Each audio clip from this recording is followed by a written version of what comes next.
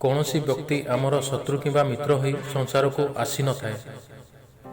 ଆମର ବ୍ୟବହାର ଓ କଥାବାର୍ତ୍ତା ହିଁ ଲୋକଙ୍କୁ ମିତ୍ର କିମ୍ବା ଶତ୍ରୁ ବନେଇ ଦିଏ। ଭଗବାନଙ୍କୁ ନ ଡରିଲେ ଚଳିଯିବ, କିନ୍ତୁ ନିଜ କର୍ମକୁ ଡରିବାକୁ ହେବ। କାରଣ କରିଥିବା କର୍ମର ଫଳ ଭଗବାନଙ୍କୁ ବି ଭୋଗିବାକୁ ପଡ଼ୁଛି। ଆସନ୍ତୁ ଏ ବିଷୟରେ ଜାଣିବା ପାଇଁ ଛୋଟ କାହାଣୀଟିଏ ଶୁଣିବା।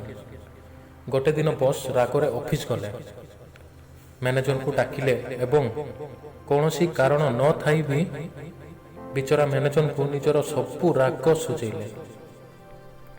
ମ୍ୟାନେଜର ବି ବିନା କାରଣରେ ଗାଳି ଶୁଣି ରାଗିଗଲେ।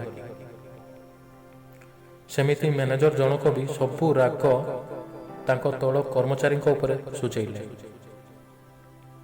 ଏମିତି ଭାବରେ ସବୁ ରାଗ ଅଫିସର କର୍ମଚାରୀଙ୍କ ଠାରୁ ଆରମ୍ଭ କରି ପିଅନ ଚପରାସି ପର୍ଯ୍ୟନ୍ତ ପହଞ୍ଚିଗଲା।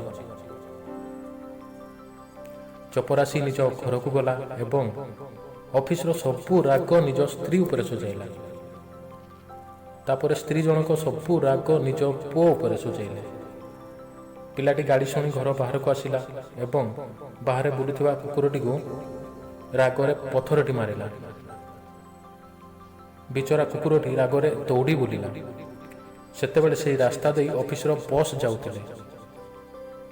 କୁକୁରଟି ରାଗରେ ସେହି ବସ୍କୁ କାମୁଡ଼ି ପକାଇଲା।